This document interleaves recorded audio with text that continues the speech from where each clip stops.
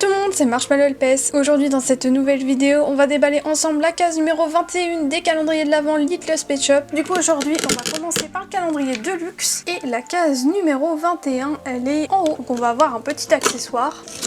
On ouvre ça, et qu'est-ce que ça va être ?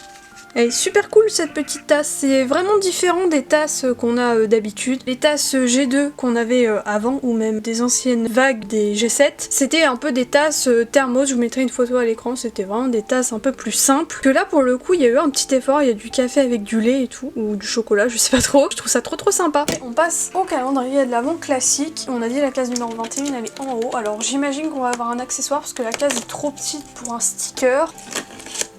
On ouvre ça, qu'est-ce que c'est ?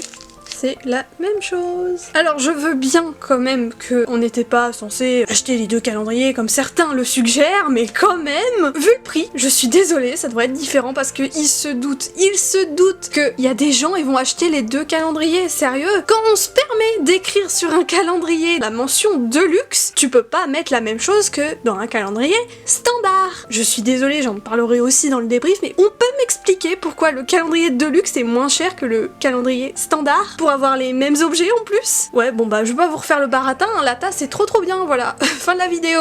Dans ces deux calendriers, on a 14 figurines. Je vous laisse deviner le prix total de ces deux calendriers.